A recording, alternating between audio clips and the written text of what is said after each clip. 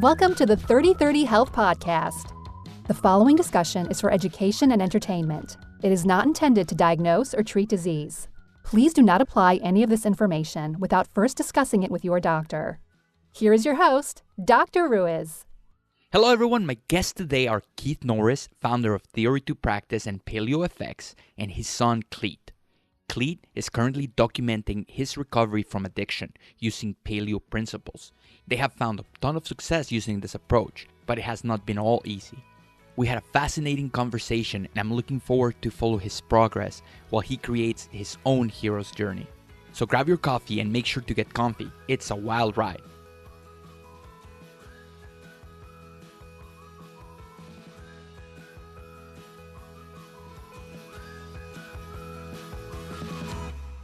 So hello everyone, here for a family Thanksgiving edition of the 3030 Strong Show. And I have Keith and Kleat Norris with me. How are you guys doing? Doing fantastic, man. Yep, doing great. A little tired, kind of sore. Had a great 8-mile bike ride here just to start the day off. Just a nice little cruise. So Keith, we know your story, man. So I don't think I'm going to ask for you to describe your hero story. I want to hear Kleat's hero story. So Kleat, how did this your transformation, this chains to gains transformation start? Let's see. I guess it all started when I got arrested for possession of heroin. Well, you know what? Let's start with like you as a kid, and having your badass dad.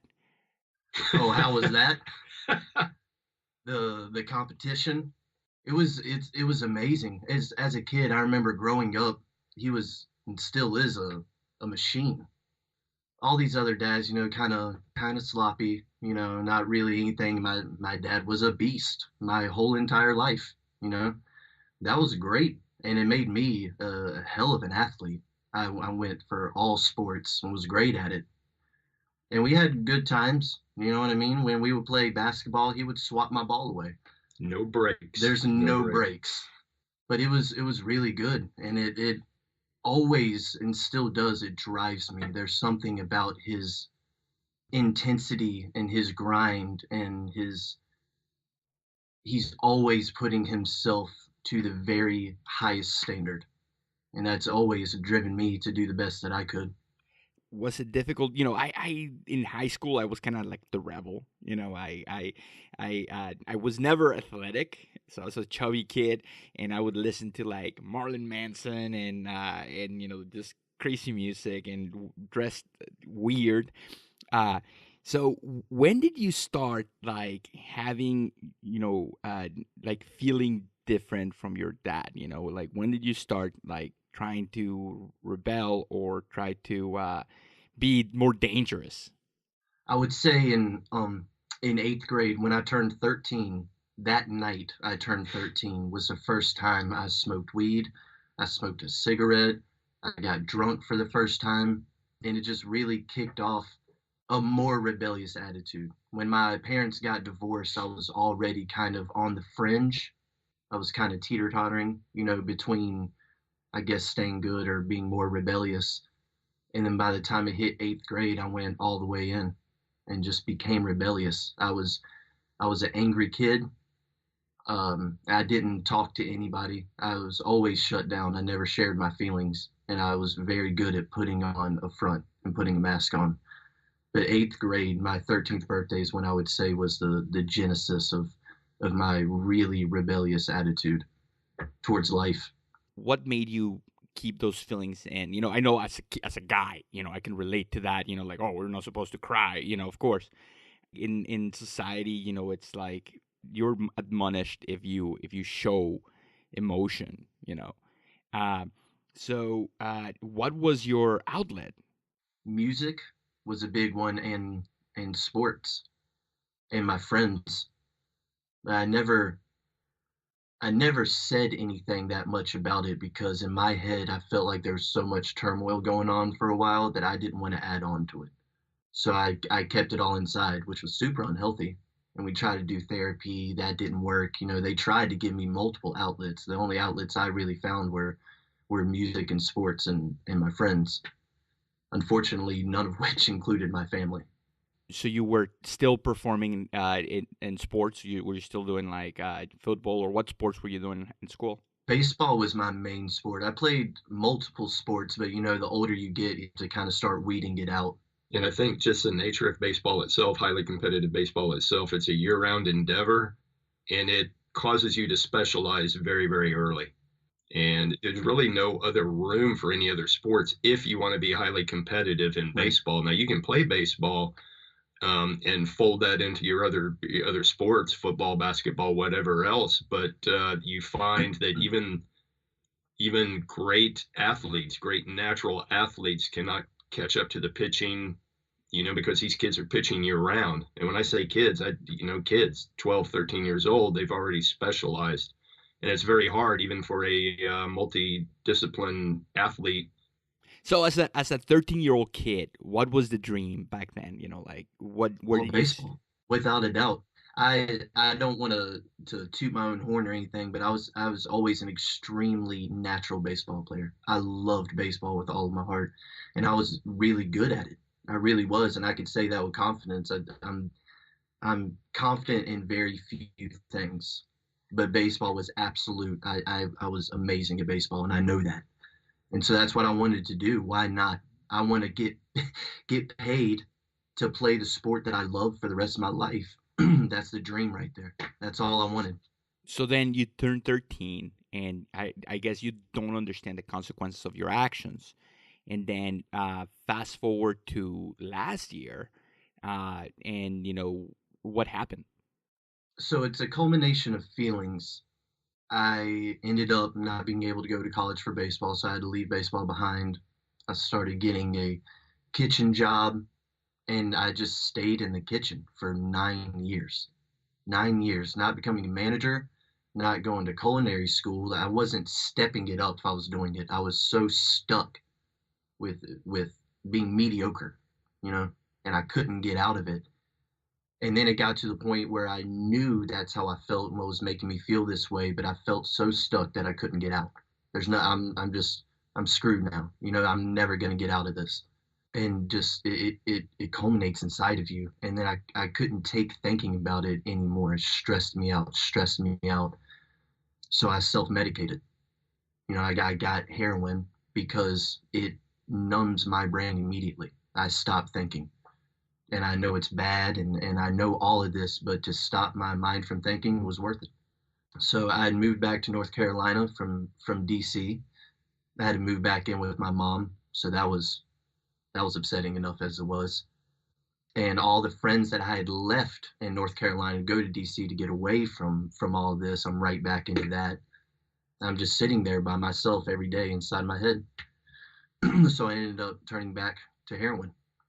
And one day, of course, because it's going to happen, you can't do this and it not happen. You're going to get caught at some point. Something's going to happen. And I got caught, and I got arrested, and I got stripped, and I got thrown into Vance County Jail, which, brother, let me tell you, it is not a good time. I'll just put it like that. And it was the biggest and best wake-up call I've had in my life.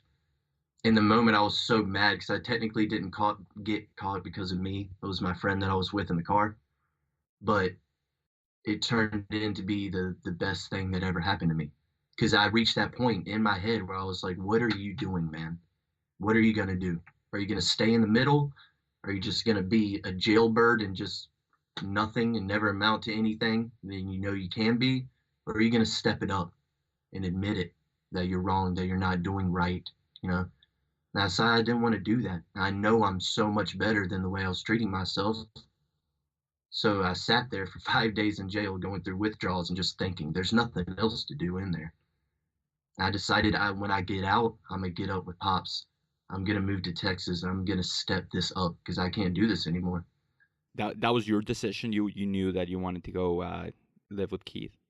Yeah. Because he has the setup of people down here, and I needed that influence. I needed a strong hand back in my life. So Keith, let's talk about your perspective from this situation. So Yeah, and during that 9 years when he's working, he's working the kitchen jobs and doing this,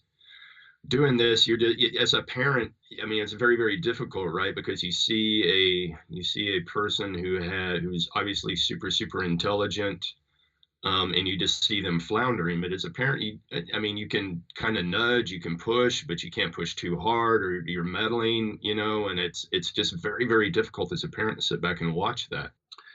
Anyway, I'm at PaleoFX this year, and I'm backstage, at the keynote stage, and I get a call, and I look at the phone, and it's Kleat's mom, my ex-wife, who lives here in Austin. We're on very, very good terms. She lives here. We keep up, with the kids between us both. And I know that she knows what I've got going on. So this call means that something's up, right? And so I take the call, and she tells me, "Hey, I'm sorry for calling. I know what you've got going on, but we've got a problem." And so she tells me, I was notified just a little while ago that Kleat was arrested, and I'm like, okay. And she goes, he was arrested for possession of heroin.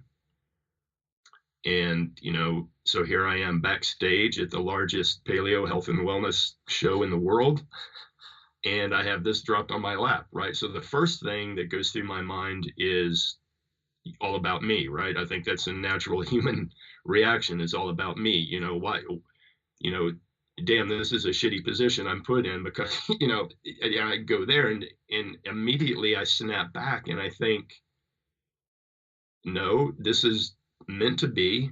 I mean, this is what paleo is all about. It's not about just the diet. It's about the all-encompassing lifestyle. And, this is an opportunity to save a life, and a life that is very, very dear to me.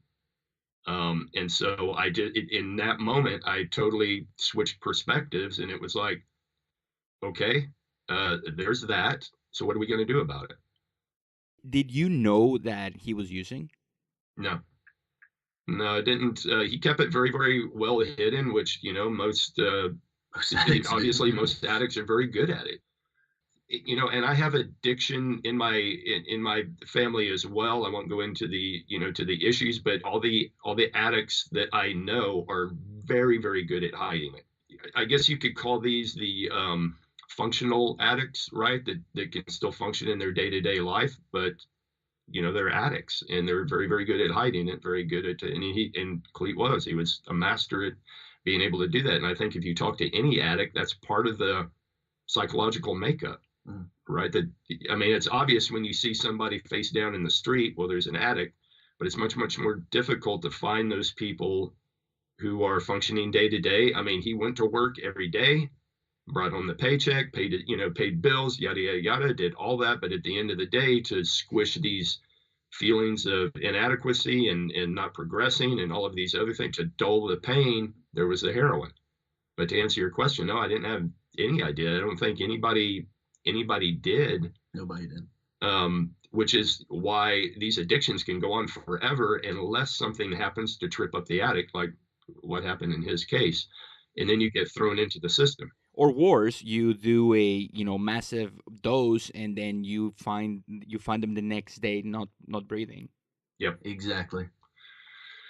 Yeah. So there I am at the backstage at PaleoFX this year, and I'm like, well, okay. But immediately, I can't fly up to North Carolina where he is. I've got this show to put on, and not only that, I have to keep a friendly face on, which I got to say was one of the most difficult things I've ever had to do in my life, was to continue on with that show and not let anybody know that something was going on.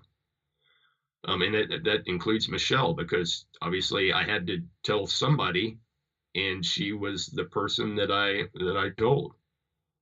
And so we just kind of did a quick group huddle back, like, okay, yeah, and 3, 2, 1 break. Let's finish this show, and then we'll go forward. You mentioned, you're putting the biggest health show in the world, and everyone is hustling. Everyone is trying to make connections, and everyone is coming to you and asking you, hey, can you introduce me to this person? And dude, I was there doing that, at that show. That was my first time presenting. And, you're trying to make a mark on the show. And what better way to do it with you and Michelle? You guys are amazing. And I could have never guessed that this was going through your head. It was a lot, I gotta say. And I think the only reason we were able to pull it off is because we have such an awesome supporting cast at PaleoFx, such a great team that puts us on, and it allows Michelle and I to be able to, in the right circumstance, to be able to be very, very approachable and be able to network and be able to introduce people and do all of that. Unfortunately, this last year, it wasn't that way. And so, it was very, very forced. But, if this had come about, 3 years ago when we didn't have the supporting cast, I don't know what would have happened. I mean, it probably would not have come across well, because that probably would have just been the emotional crack that, that we probably couldn't have gone on. I don't know. It was difficult. I'll just put it that way. Now, Kleat, so do you know what your dad is doing at this time? Do you know he has his big show? I had no clue. I was so locked into what I was doing, like, to me, I had no clue about the show. I was worried about being naked in my orange jumpsuit going into a cell with 3 guys I don't know. I didn't even think about, I was so just zoned out into my own world. It consumes you. Who did you call first? Oh, my mother. Who, of course, I call her because she's there and I want to get bailed out. That was the first thing in my mind. I got to get out of here. God bless her. I love her to death, and she forced me to stay there for 5 days. Best thing ever, but did she tell you that your dad couldn't come? She said that she had talked to him and that he was like, do I need to come down there and see what's up? And she was like, no, we got this. And I was begging her to get me out, and she was saying, no, I think you need to stay in there for a little bit and think about it. Of course, I was like, I don't need to think about it. Thought about it enough. Let's just call it right now. Can you please come get me? Didn't happen. So at that moment, were you done with drugs or not really? Was this just a bump in the road? It was I would say the first 2 days were a battle. Well, the first day really was a battle because, I still have drugs in my system, so I'm doing okay, So it's so weird. Like, in my head, I was like, I can find a way out of this. And I'll be okay, and then also my life just got so much worse. I have just hit rock bottom. What's the first thing I want to do is I want to numb that pain. And so I'm going back and forth between that and what are you doing, Kleat? I'm talking to myself, like what happened to you? You're a super intelligent guy. Where did you think this was going to go? You can do so much more. Why are you giving up? And it was a battle. And then after about the second day, when my cell door popped at 6 a.m. to eat, and I got out, and I just had this kind of out of body view, and watching me with a bunch of inmates, not saying they're bad people or anything, but still, I never saw myself going there, and seeing that happen, and I was like, I'm done with that. I'm not going to do it. So long in my life, I have lived a subpar life, and subpar of what I'm capable of doing. I don't want to do anymore. What's the worst that can happen if I go after something in life? I'm going to fail. It's not worse than this. So I decided, that's it, man. I'm just going to go for it all the way, because I'd rather fail at doing this than not ever try. Can you imagine going into a court appearance in an orange jumpsuit, shackled, hands and feet, shuffling into court in front of your mom? Beard scruffy, hair's long, because obviously they won't let you shave. There's only one shower, it's wide open. I wasn't trying to use it, so it was horrible. And seeing them there crying, oh my God, dude, it was horrible. So that's rock bottom, and let's leave rock bottom behind. Fast forward to today, man. So what has been the most difficult thing you have done doing this, because obviously you like sports, so you're probably enjoying the shit out of working out. So what has been the hardest thing to leave behind? He likes it now. Yeah, right. I still give him shit about it too whenever we're working out. I do complain quite a lot. I'm sarcastic about it. It helps the workout for me. But the most difficult part, I would say, the fact that I miss Papa John's pizza. uh, but really the diet change, I would say, and really the hardest thing out of everything, surprisingly, is quitting smoking cigarettes. I mean, the sleep, it takes a while, but I'm okay. Once I wake up, I'm up. So that's fine. The diet went through the carb flu, but I mean, the paleo diet, it's not even a diet to me. I'm cool with that. You want to eat steaks and sausages, like, all right, I'm cool with that. That's not really a diet. So the cigarette smoking though, oh, good Lord, Guillermo, that's tough, man. But I've had maybe 3 or 4 hits of a cigarette in the past 3 or 4 days. Thank God, because my beautiful girlfriend's here and she's not having it. I told her I want to quit, so she brings the hammer down, man. She's not having it. But that's tough. So I think from the trainer's perspective, right, you have this client show up, and obviously there's a father-son bond here, that can complicate things too. But as a trainer and a coach, you have the client appears and you have a laundry list of things that need to be changed, right? Just this long, I don't think there was anything in his life when he showed up here that we were like, okay, well, that doesn't need to change. I mean, everything had to change.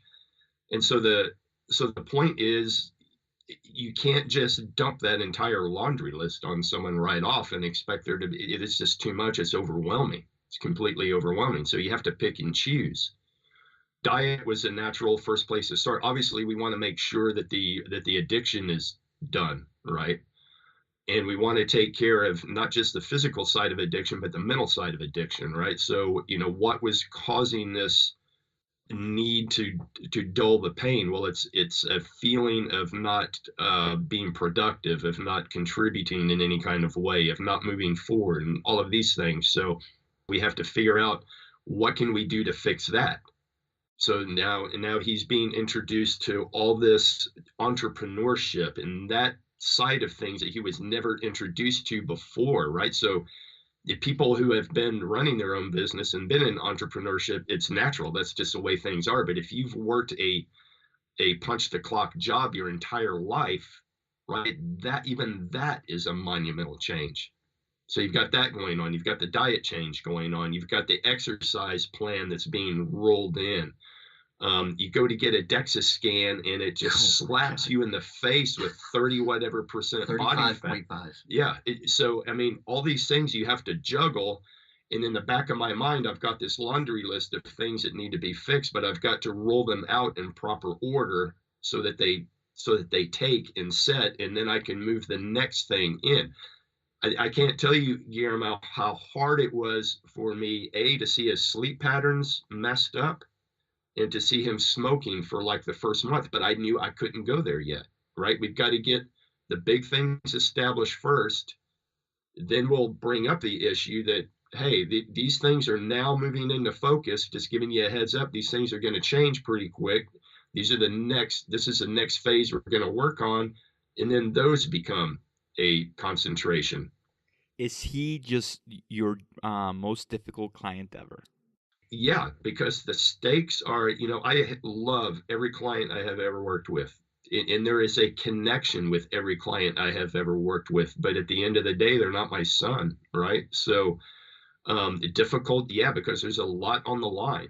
And there's even more so on the line because we're not doing it. I wouldn't even say he's not doing this in a kind of a behind the scenes way. This is public, and he wanted it public. Yeah, I was going to say that was probably the most difficult part to answer that question again, was telling everybody. Because like I said, I always hid everything, keep a face, and then if you tell everybody, that was horribly hard. Putting out a public hero's journey it's a tough gig.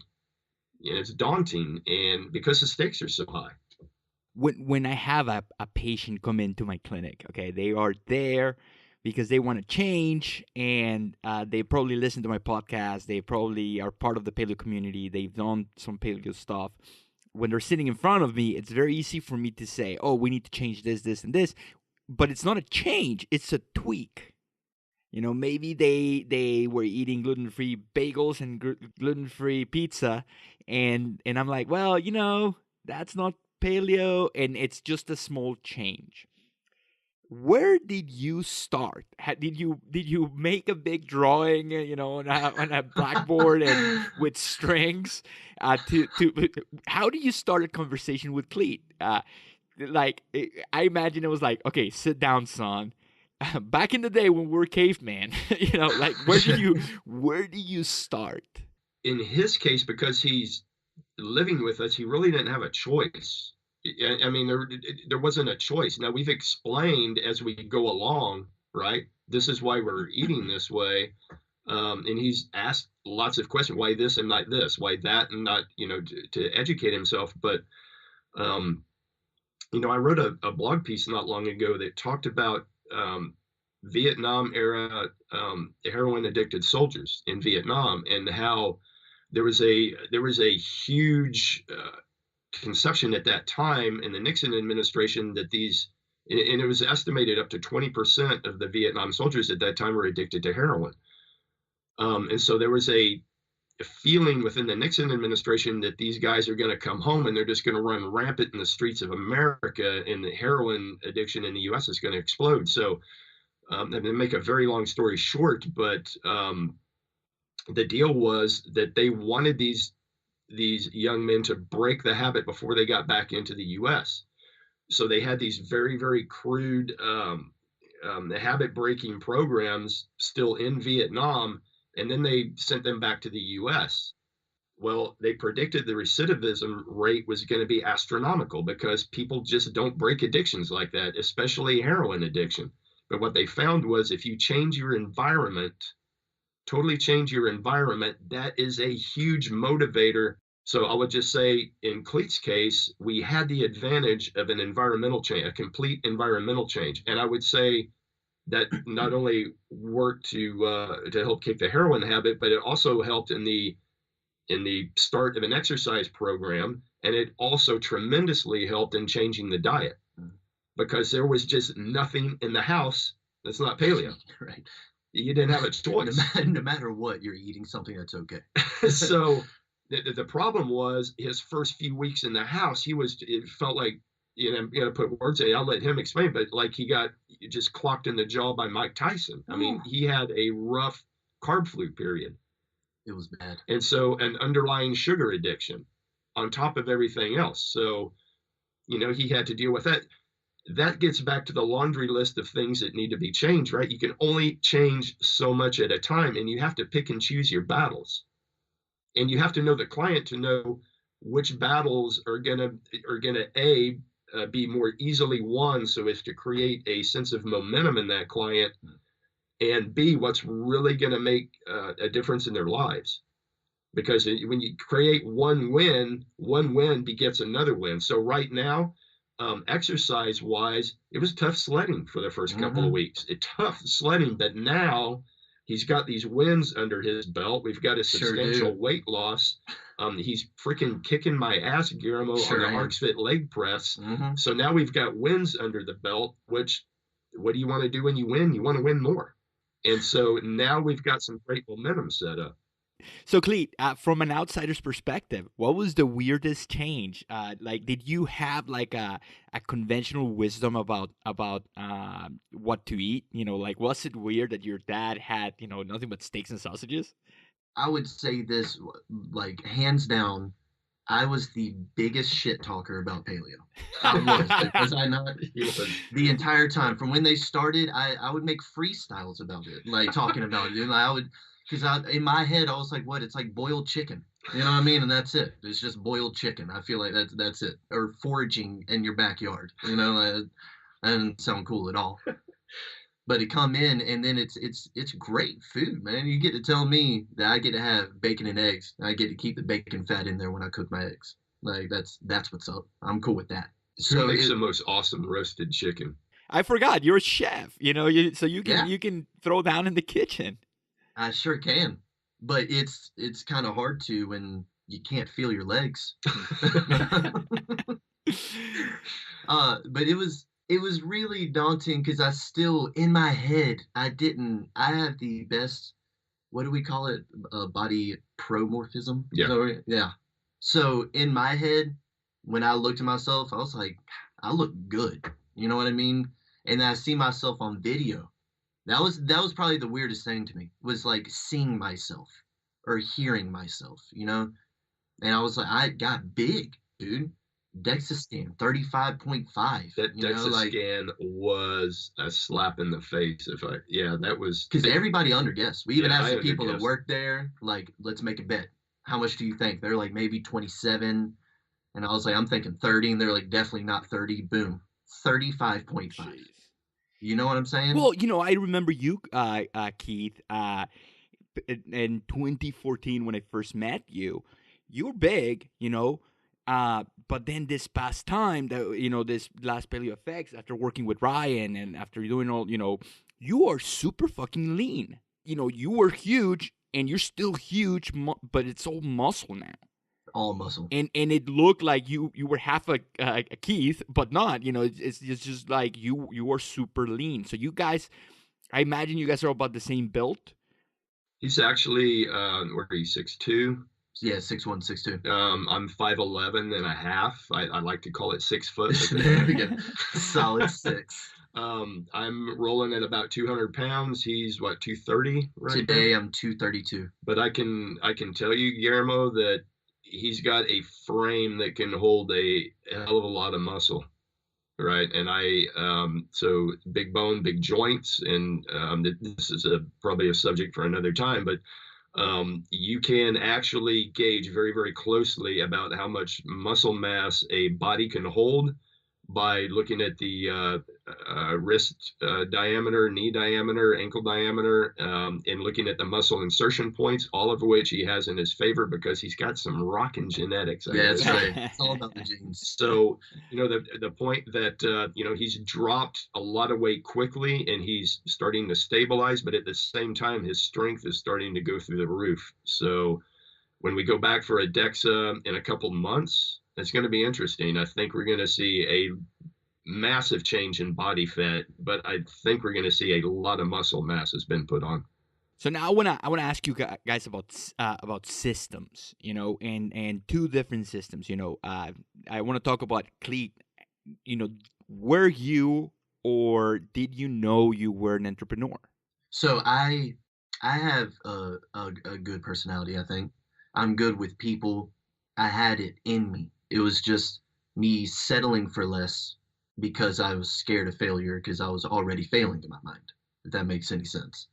So now I know that I do. I love meeting people. I have no problem with that, and I'm hungry for it. That's one of the best things that came out of my downtime, because that's the way I'm trying to look at it, are the successes that come out of it. Is I spent 9 years not doing jack. I am hungry right now. I want to meet people. I'm trying to grind.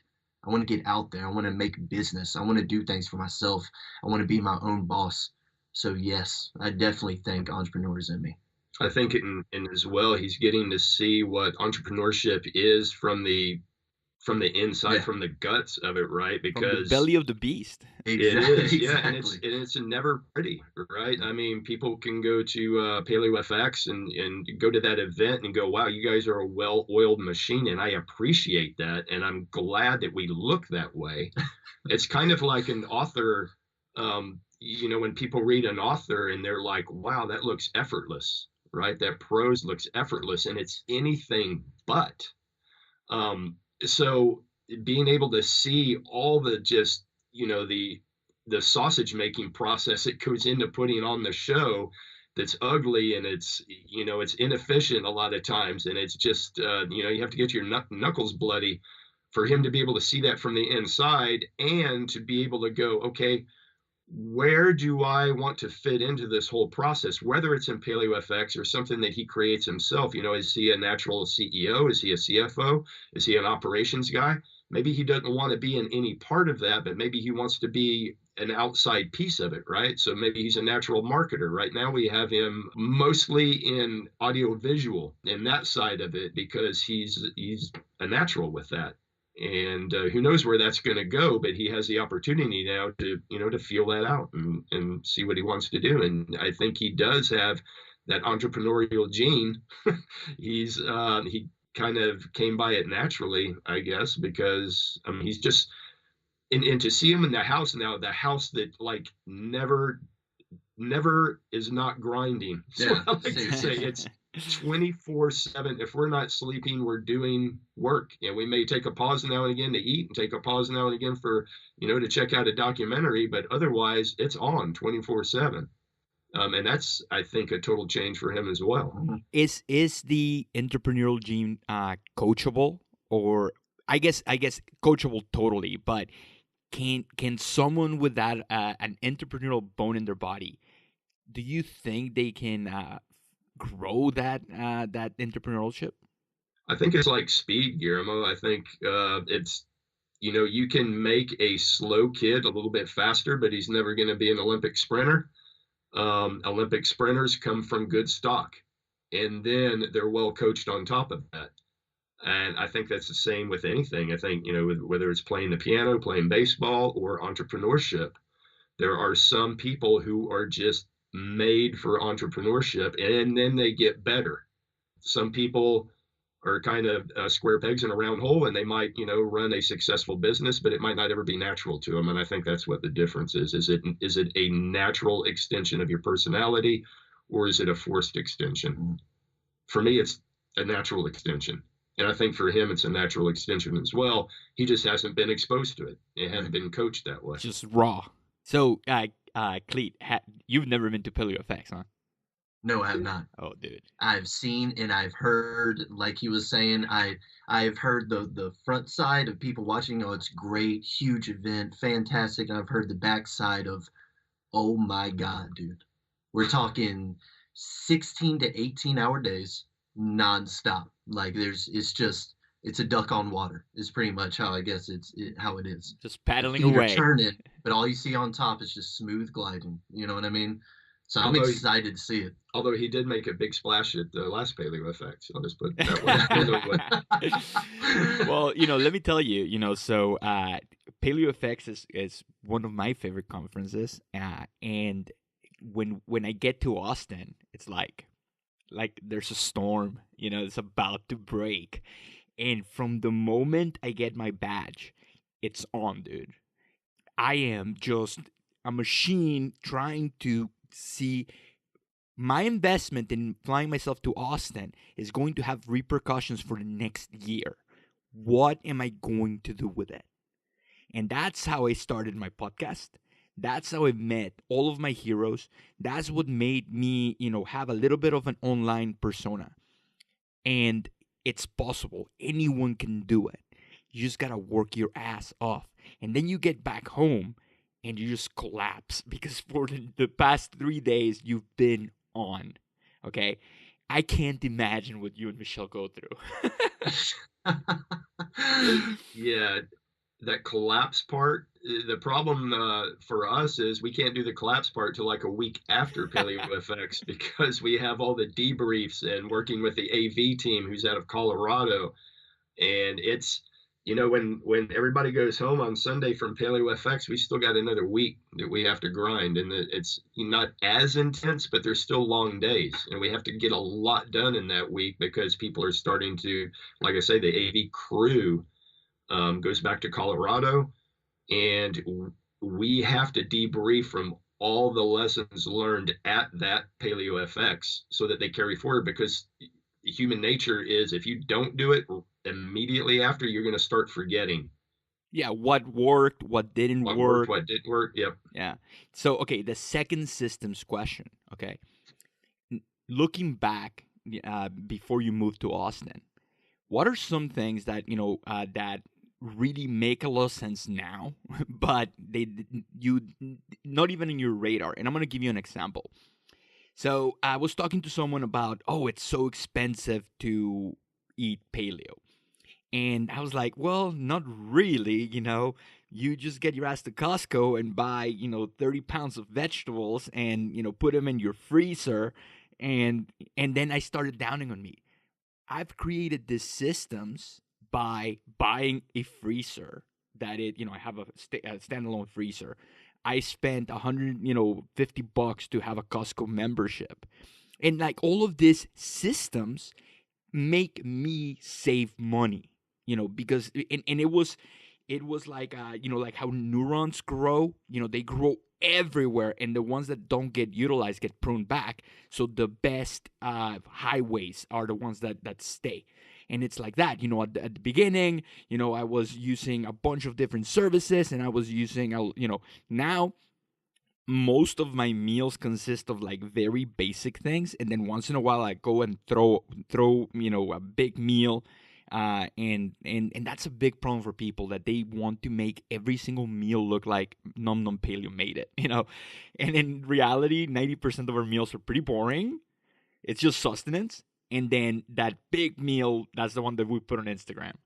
So what are some of the systems that you were like, man, if only all my friends back home knew about this? That's actually a great example, because I was going to make a video about that soon. Was the fact that in my head I was like, I come from people who work for $24,000 a year. Like nobody can afford to get 32-ounce prime rib. No, that they're not going to do that. So how can I help out a whole generation of people that I know and I want to help, but I know for damn sure they're not going to drop $200 a month on groceries. They're just not. They don't have the money for that. So that was the biggest thing to me, was like, I thought it was so expensive. Can you make it expensive? You can make Totally. anything expensive. Exactly. Yeah. I mean, you could choose to do that, but there's small systems, like you're saying, you put in place. You meal prep, or you go to a farmer's market. You find from the source, and connections with people is a big thing that I've noticed. They have many people, you trade things, free training for some raw milk cheese. I don't know, like, it's just, it doesn't necessarily have to be money in hand. You can find ways around it. And I'm going to make a video about it, because I'm a great value shopper. I shopped at Walmart forever, that. So my big thing was, I know that's what a lot of people do that I know, because they can't afford anything else. So I wanted to make a video. If Keith and Michelle Norris have $40 and you have to shop at Walmart, what do you get? So that they can know that. And I know that it's possible now, which at first I didn't think so at all. But I know that it is. And not letting perfection be the enemy of good, Exactly. He always says that. Don't let perfect stand in the way of great. Thank you for saying that, Guillermo. He says that all the time. Dude, do not let perfect stand in the way of great. All the time. And it's like, okay, I couldn't afford, organic potatoes. Well, it's okay. It's okay. Right. I was going to say, we just had an instance the other day where he was out and about, and I call him or text him and say, hey man, can you pick up some sausage? We just had ground meat. We're just making hamburgers, right? Just very, very basic. Had some ground meat. Call him up, hey man, grab some sausage while you're out, some ground sausage we can put in with a hamburger meat, and that'll make it a little bit more moist. So he calls me back or texts, I can't remember. He's like, hey, does it have to be like pasture raised and organic and yada, yada, yada? And I'm like, what is the best choice you have right now where you're at? What's the best choice? Well, it wound up just being like H-E-B is a local store here, which is, like a Randall's or a Kroger or anywhere else. And it wound up being that brand, right? That was it. That's what they had. And I'm like, yeah, get it. Because that's the best choice you have given the circumstance. And I think that's one thing that people, that's the hardest thing for them to get, right? Is making that best choice given the circumstance. Right. And so we're going to go to Walmart at a certain point, and just, if that's the only place I can shop, what am I going to do? So then you move up from there. Okay, now I'm making a little bit more money. I'm a little bit more savvy in the store. And now I've got, I can spend a little extra on what? What is it that I want to spend a little bit extra on? Maybe that's cage-free pastured eggs or chicken. Maybe that's where I choose. And you just start leveling up, leveling up, leveling up. Or maybe you have an extra 50 spot, and what can you buy with this that is going to give you the biggest investment in return? Best yield, right? Yep. Maybe that's a bucket of coconut oil from Amazon, Yep. because that's going to last you the rest of the year, Yeah. And now you Yeah. don't have to buy those little tiny cans that cost $20, Right. and now you're making the system. You're starting your system. Exactly. I would have gone with the Earl Campbell sausage. Myself. Nice choice. but HEB will do. Yeah. But yeah, so with the smoking thing, are you doing any nicotine replacement? I know there was a little bit of a chat online. So you're like, No, I am not. you're done. I'm just raw, just cold turkeying it the best I can, and that's because that was the big thing that I told him. I was like, I don't want to replace it. I don't want to chew gum for the rest of my life, or always have to have sunflower seeds or a toothpick in my mouth, or I don't want to do that. I just want to cut it completely out, And so that's what we've been doing, and it's been tough. I've had little moments here and there where I kind of crack a little bit. My girlfriend can tell you about that. I had a little slip up this morning. In fact, I was just woke up Look not at Keith. feeling Look it, at like I do pretty good keeping it in. I think I've been doing good, but I have little moments here and there, man, where it's So what tough. what was it? smoked Like, forever. were you frustrated about something? Oh, it could be anything. I woke up early and knew I had an 8 mile bike ride, and she was asking me what was going on for the rest of today. And of course, I had plenty of time to talk, but I was like, I don't have time for this. I gotta go. And she was like, settle down. And fasted, by the way. So we did this 8 mile bike ride, fasted. We still haven't eaten. We're still cruising right on along. So from the outside perspective looking in, the stress level in his life is starting to come down, but it's still pretty high. It's still a lot of changes to be done. He's still in an atmosphere he's not totally familiar with. He's living a lifestyle he's not totally familiar with yet. He has a stress of living in his parents' house at 27. I mean, that's a stress. So giving up a habit like smoking in the middle of that is tough, which is why I didn't hammer on it right off the bat, because I know that, right? And I know that was asking too much. There is something so primal about like blowing smoke from your mouth. It's Right, like, yeah. it's not only, the nicotine is super addictive. Then you have the habit forming, and then like there is a connection, primally to do this, and it is one of the toughest things to quit.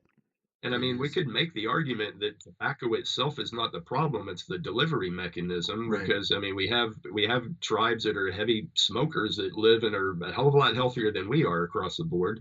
Not to poo-poo smoking or to say everybody needs to go out and do it, but I think it is, like you say, it is a primal drive. And who knows why? Maybe it is the nicotine itself, or maybe it's indigenous people would tell you, or the Peruvians would tell you anyway, that tobacco is a teacher plant, just like ayahuasca is a teacher plant, and just like mushrooms are teacher plants. So we can go down that avenue as well. You were at AHS. It's the plant controlling us.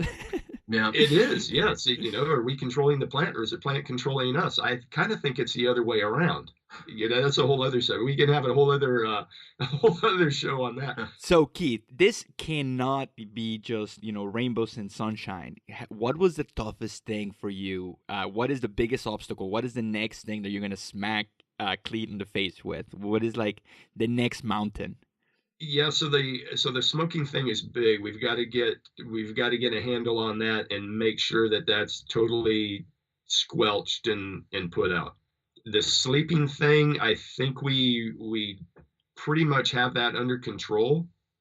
What's going on with the sleeping thing? So when he showed up, he was pretty much living like a vampire. Yeah. Stay up all night, sleep all day, and that's I'm exaggerating, but it sleep at least into the late afternoon.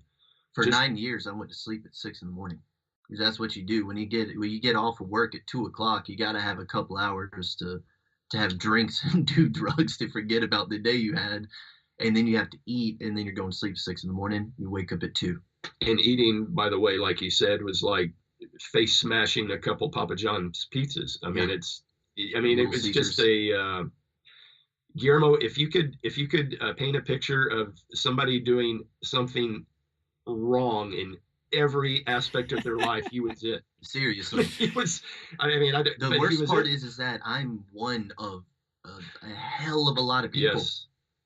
That's I mean, it wasn't just me. The coworkers that I was with are doing the same thing. I worked in restaurant industry forever, so I could talk about that, and I know it's everywhere else. But it's an overwhelming amount of people that are living this lifestyle and kind of forced in a sense, not so much the drugs or whatever, but 90% of restaurant employees use some substance.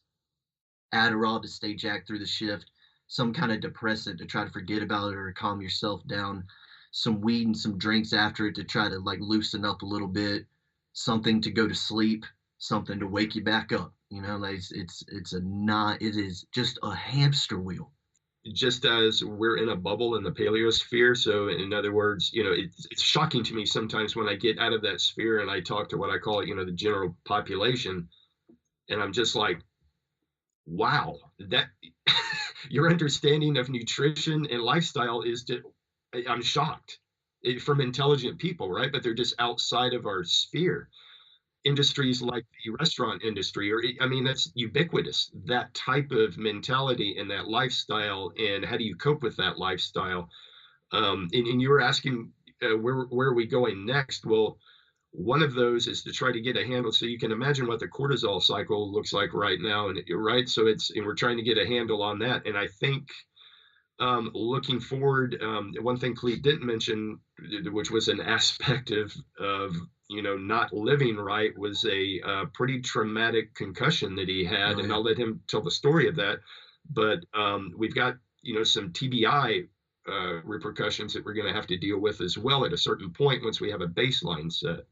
And I plan on roping Ryan Freisinger into that mix after we get the baseline set, because again, you just can't throw 100 things at somebody and expect things to change. We need to have that baseline set, you know, with the diet and sleep pattern, the workouts, and that needs to be solidified before we move on to that. But I can let Kleat talk about the TBI that he suffered.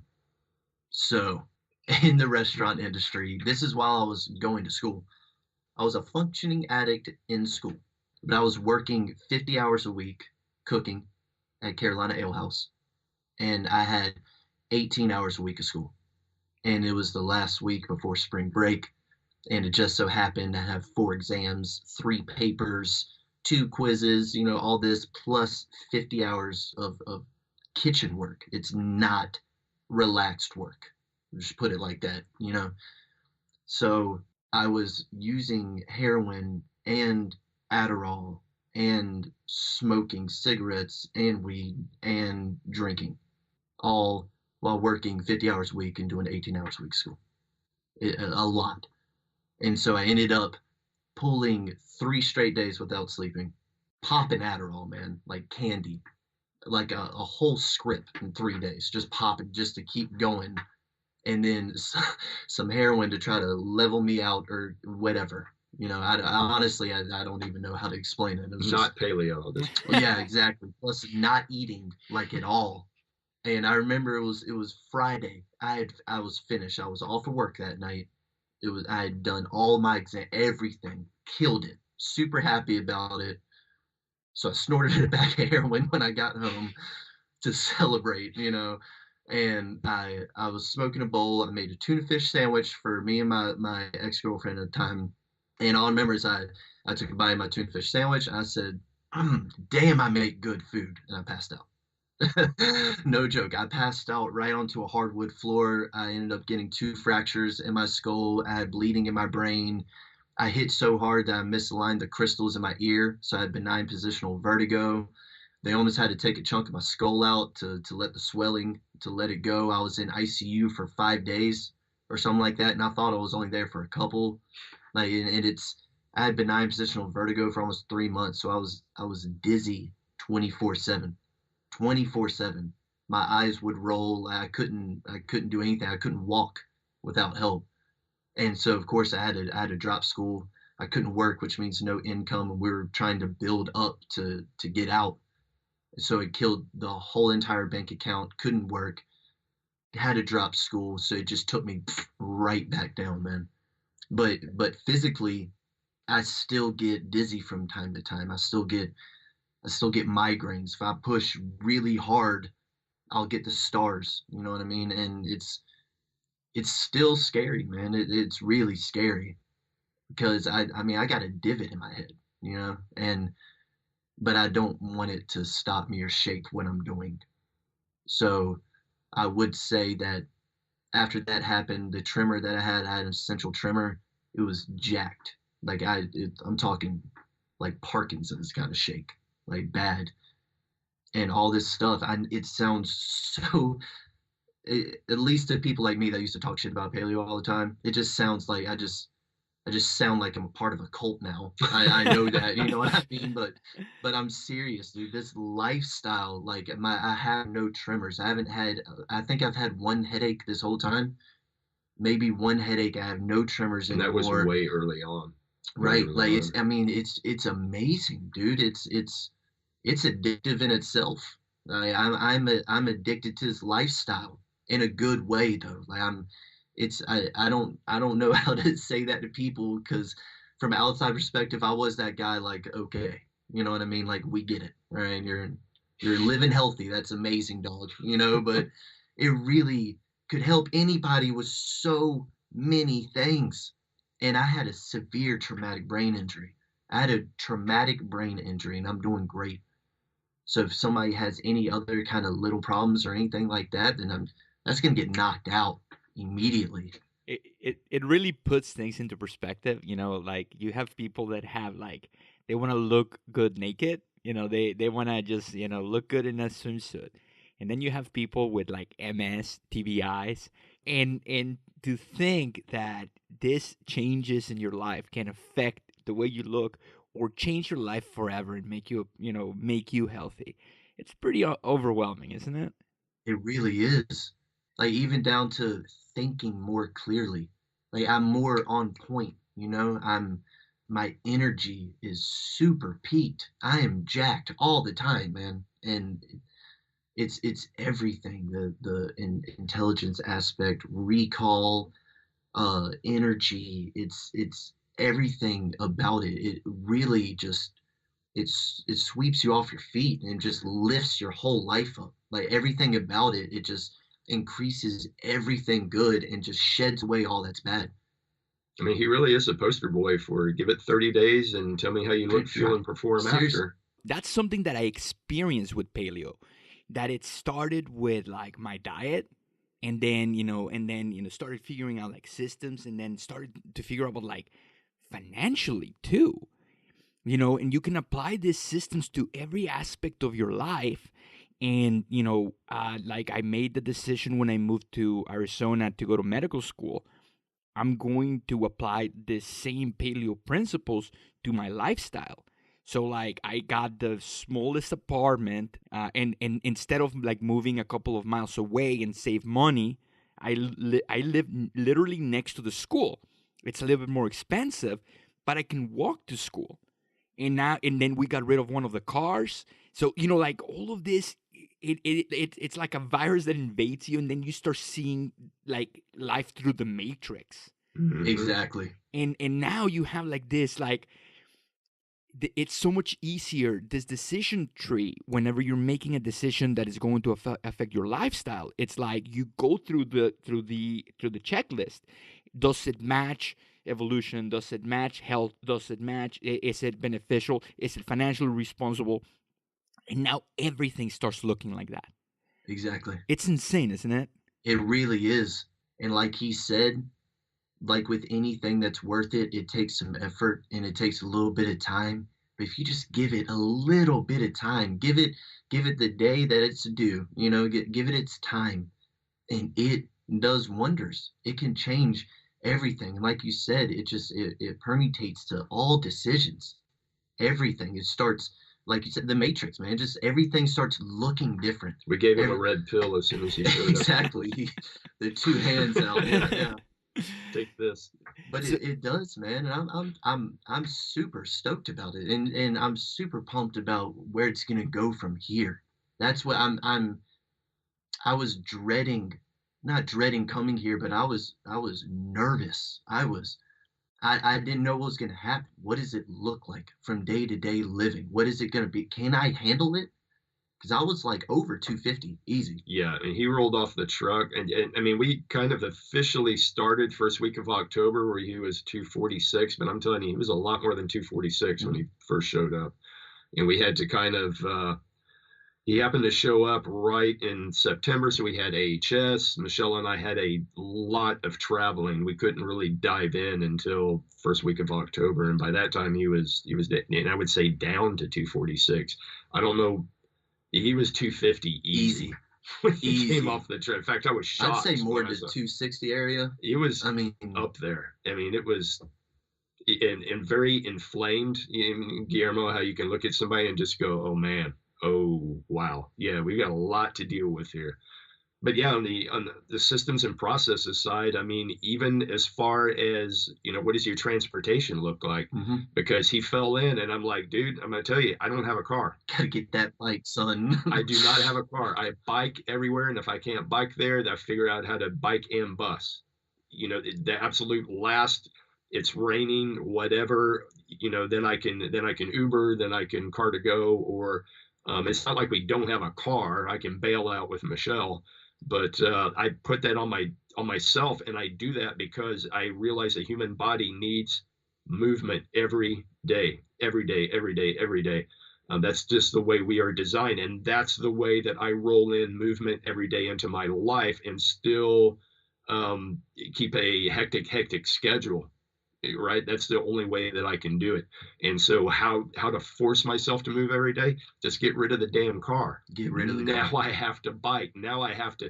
Is it a hassle? Yeah, it's a hassle. There are times where I'm like, you know what? Just get in the car and go. And I'm like, no. Like at 9 in the morning when it's 45 degrees outside. Before a podcast. Right, exactly.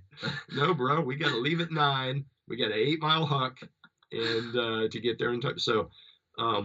So that's part of it too. And, and to throw that on him when that's the, probably like number 50 on his list is like daily movement. He's just trying to survive day to day, but that's another stressor. Oh crap. Are you telling me now I got a ride? I can tell you the first ride we did was brother, it was 1.5 miles or 2 miles. And I thought it was man down. Yeah. Man. He was seriously hurting. Like it was not a drill. This was a real life scenario, And I was like, we got to work out now. Like, let's call this, dog. Like that was the workout. Can I get a ride back? I'm about to call my brother to pick me up. Like, there's no way. I was sucking in air. Like, it was bad. Let's put it like that. Now he rides 8 miles. Is he like ready for the Tour de France? No, but 8 miles, it's like, okay, yeah, okay, we can do it. So, Kleat, are you still nervous? Not really. I mean, I'm still, I would say it's switched from being nervous to being anxious, excited. I want to meet people. I want to kick it up a notch more and more. I'm very impatient. So I wouldn't say there's certain aspects to it because I want to meet people, but I'm not the greatest at being in front of a lot of people. I try to fake it well because I know I need to, So that part kind of makes me a little nervous, and I want to leave an impression. So sometimes I think maybe I try too hard when I just need to talk. That's it. I just talk to somebody. But I wouldn't say I'm nervous anymore. I'm more excited about it. I'm plugged in to this way of life, and I have a solid goal in my head. For the first time, I keep saying I have aspirations and goals now, and I want it. It's more anxious. It's excitement. He's loaded up too. So he's apprenticing for our CMO, who is, I can't say enough about her. Her name's Misty Williams. She has taken over all of our marketing and that aspect of PaleoFx, and he's quote unquote apprenticing under her. And I told him, Misty does not mess around. Just because you're my kid, she's not going to pull any punches. No love. And this is going to be like getting shoved out on the track in the middle of the 400-meter finals. People are sprinting and they're going all out, and you're going to have to catch up and figure it out. I think events are just always in the startup phase. I don't see ever. I look at South by Southwest, who is an event here in Austin. I talk with people who are central to that event, and it is like, and they've been going on for 30 years, and you could still look at their organization and go, wow, that's a startup organization. I think it's just the nature of events that it's that way. So it's fast paced, it's fast and furious, it is produce or be cut out, and he's getting thrown right into the middle of that. So we'll see how it goes. Well, Mario Andretti said that if you don't get nervous when you're driving, famous race car driver, you're not driving fast enough. Right? Exactly. So it's good to feel that anxiousness, and it's good to feel, it's motivating. Right. You don't want to just clock in, clock out. You don't want to have like normalcy in your life. You gotta throw in a wrench in there, and you have to be motivated enough to overcome the next obstacle. And then when you see that peak, just pick the next one, and it's gonna be tough, and you're gonna be sore, and you're gonna be nervous about the height. But once you look back and you see all you've accomplished, it's just gonna be amazing. I'm telling you, he's got an eye for AV and sound and music. So we're excited about this. And I think that's going to be, whether he goes on and stays with PaleoFX or he branches out on his own and does his own thing, he's going to be successful. I mean, he's got the drive. He knows what the bottom looks like, right? So that fear aspect, it's kind of like when Michelle and I became entrepreneurs. This was on the tail end of both a massive financial crisis, a housing crisis, and then losing a daughter in an auto accident. It was like, we don't have any fear. I mean, what could be worse than losing every bit of money you have and losing a daughter too? I mean, what's the worst that can happen? That is the worst that can happen. So yeah, I mean, I'm not going to say that we don't have bad days, or we don't have days where we're stressing about, PaleoFX finances or, just business in general. But I can tell you that when we step back, we go, oh yeah, this is just a business, and it's going to be okay. This is really not as stressful as we're making it out. It's an advantage. All that is to say, it's an advantage to have hitting bottom be part of your resume. It's not good when you're going through it, obviously, but you always have that reference point, and that reference point serves you well going forward, especially in entrepreneurship. And in entrepreneurship, you want to have a story. And very successful people, their story was like, I was living, I was making a shit ton of money, and it wasn't for me, so I left this CEO position, and I used all my savings to invest and create a company. Well, that's easy, Right. It's just reframing your mind. Like, I was shackled with a orange jumpsuit, and I looked over, and my mom was bawling. Yep. That is rock bottom. It is rock bottom. I was in my blanket. Oh my gosh, dude. Even the blanket they gave me. Okay, so the cell that I was in, it was 4 of us. Okay, 4 grown ass men in a cell that's maybe 10 feet long and maybe 6 feet wide, with a toilet sink combo that only has lukewarm water, no matter what, and 4 grown ass men in there. And they give you a cot that's not even a cot, dude. It's like a sock. It's like that thin. It's insane. It's pointless, and it's plastic, right? So your skin's sticking to it all. It's like they make it almost uncomfortable as they can. And the rack itself is maybe 5'10", so you can't even fit on it. You know what I mean? Like, no matter what. And the blanket I got, somebody at some point had tried to turn into a poncho. So the entire middle of my blanket, the entire middle of it has a huge gaping hole. So no matter, it's freezing at night, and it is steaming hot during the day, but at night, and it's only like 4 feet long.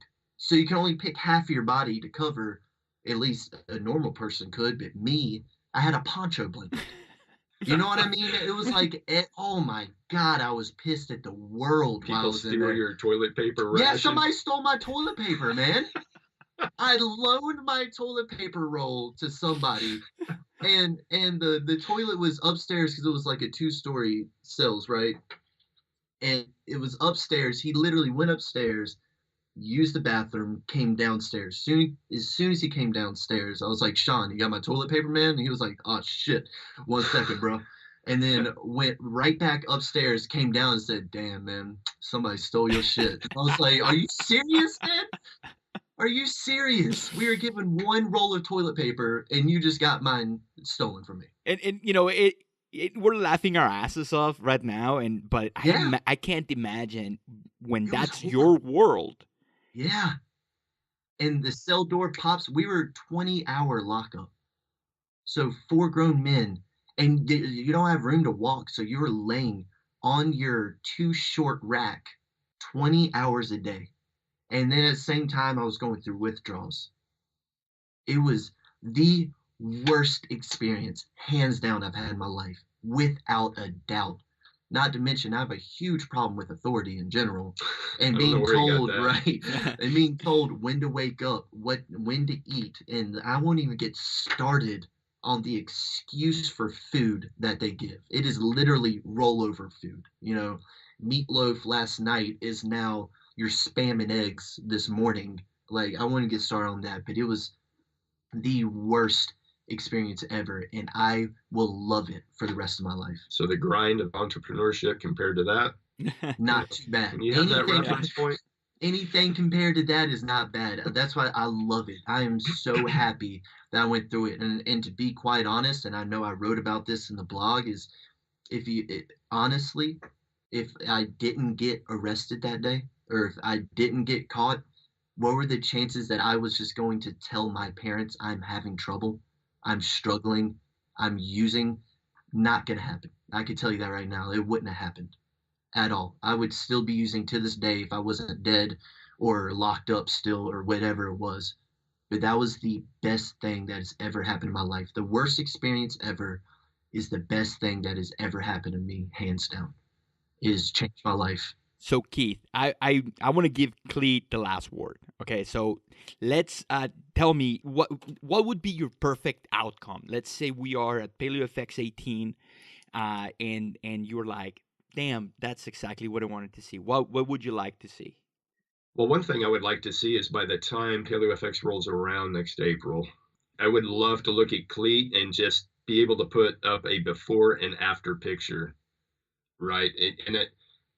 And the picture won't tell the entire story, but I would, I'll put it this way. I don't speak at my own events, but I have an idea that maybe I might speak at this event and talk about this transformation process, right? Because I think there are so many people out there that can benefit from this.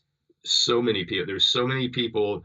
Maybe their problems aren't to the extent that they're heroin addicts and they've hit rock bottom, but everybody wants to transform from where they are right now to somewhere else. Everybody does. I do.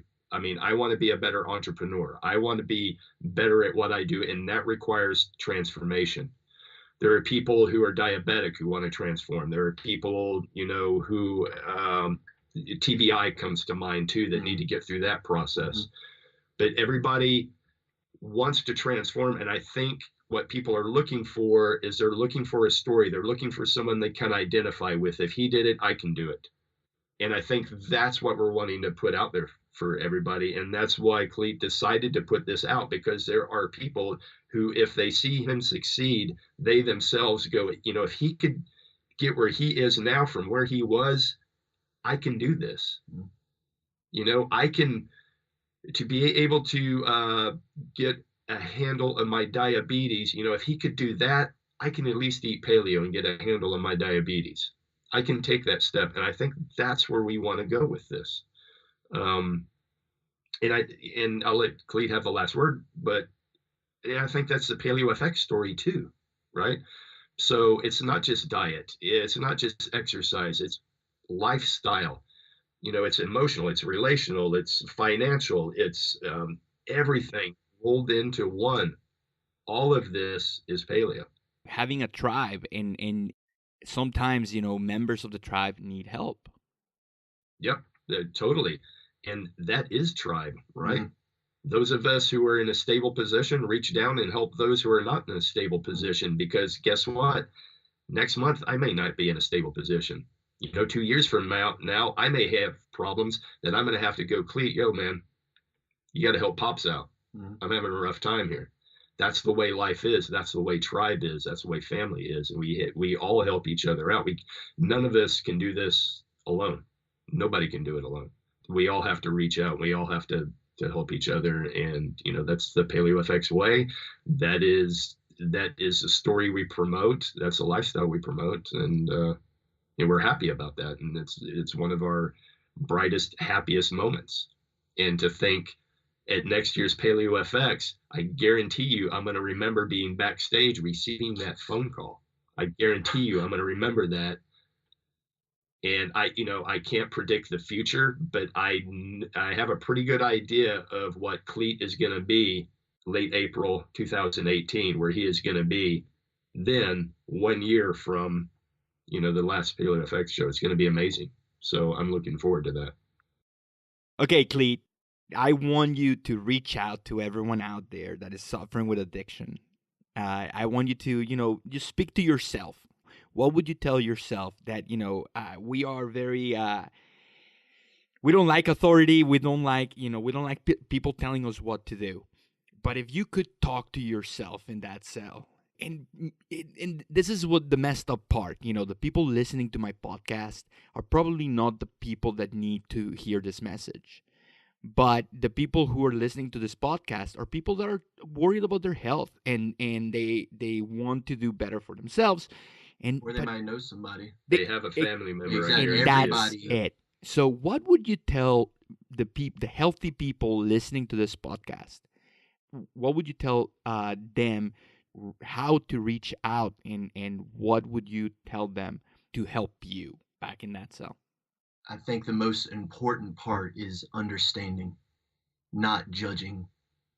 And you can't force somebody to do it. You can't demand it. You can suggest it. You can nurture it, but you can't force it on somebody. That's the authority part, right? The thing is, you got to wake them up. You got to wake up, and you can't give up. And yet it's just, I found it within myself, but you have to remind that person of their real worth, because you lose that. You lose your self-worth. That's the first thing that goes. And that's why you feel like you can't get up. You lose that. You have no self-worth. This is my worth is working 50 hours a week in a kitchen. That's it. And it's not true. It's not true.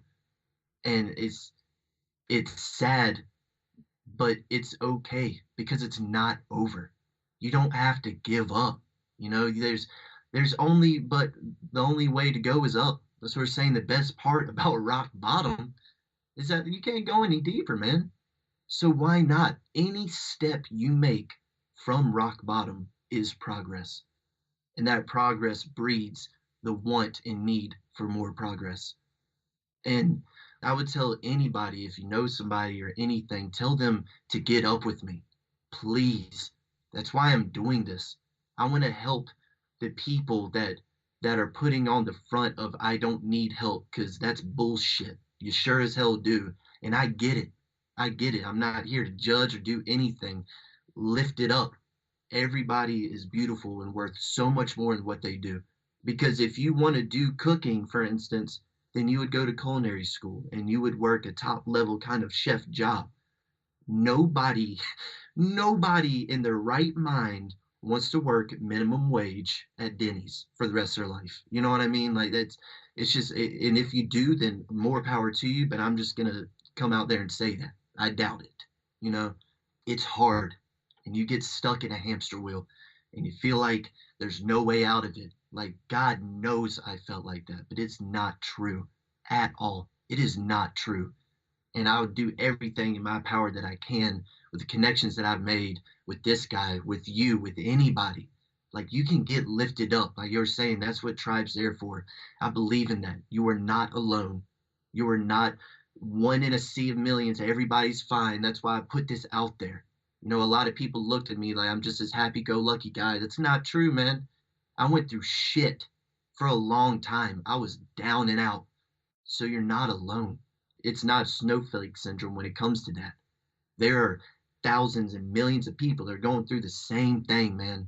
And if I can do it, I guarantee you can do it. If you feel like you can't do it and you need help, that's what we're here for. That's the whole point. Please contact me. Let's get those chains off. Let's get some gains going.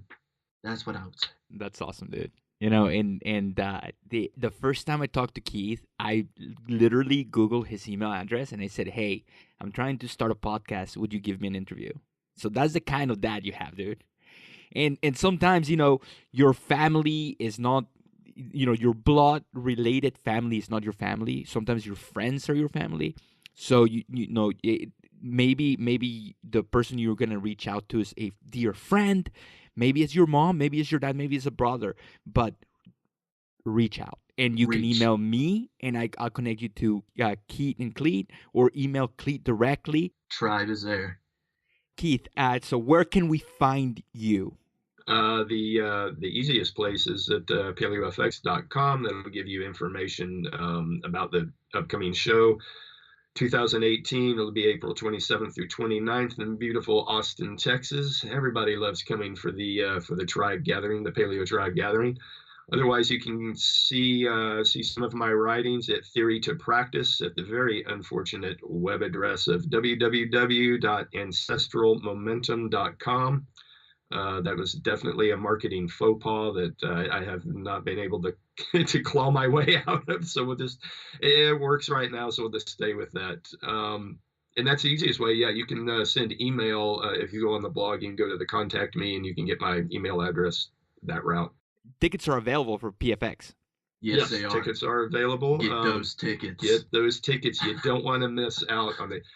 You know, and I tell people, you know, information is free, right? This information, you know, on paleo, all of this stuff is free, but what is not free is the ability to come in and have that Woodstock paleo vibe going on for 3D. There's no way you can replicate that. And I stand behind that. Everybody that goes to PaleoFX, everybody, I don't know that I've ever heard, and I know I'm buffered by a lot of stuff, but I have never heard anybody say, hey, that wasn't worth it, or nah, I didn't get anything out of it. Everybody loves it. It is the Woodstock of health, wellness, and well-being. Yeah, so that's how you can contact me. When you do come to PaleoFX next year, make sure you come up and say hello. I love meeting everybody. And high fives and hugs. Big hugs. And you can be there. Maybe you started your paleo journey. Maybe you want to be an entrepreneur and you want to make your passion, your career. Or maybe you just want to be around people that think like you, and that's super important. So PaleoFX, get your tickets now. It literally changed my life. It started with listening to podcasts, and it started, and then eventually I got myself to PaleoFX, and boom, I'm here. Kleat, where can people find you? So on Twitter and Instagram, it's Chains2Gains with the number 2, because I like to go old school with it, like instant messaging back in the day. But Chains2Gains with the number 2. Facebook, it's Keith Norris. Like, there's only one Kleat in the world, so you don't have to worry about that. Yeah, Kleat Norris. Hit me up on Facebook. Email chains2gains@gmail.com. If you want to check out some awesome YouTube videos, we're under Theory to Practice right now. I will be getting my own Chains to Gains YouTube going, but for now I'm piggybacking all of his clients pretty much. So catch it on YouTube.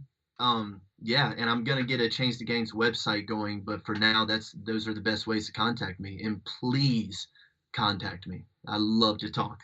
Awesome. Well, thank you so much, guys. This has been amazing. I think it's very fitting to have this conversation on Thanksgiving. Absolutely. So thank you so much. Thank you for all you do, Keith. Kleat, I'm going to see you at PaleoFx, Yes, and sir. you better transform, dude. I'm gonna be very upset if you're not. Oh, it's happening. I can't wait to meet you, man. I really appreciate you inviting us on here, man. I'll double that. Thank you so much.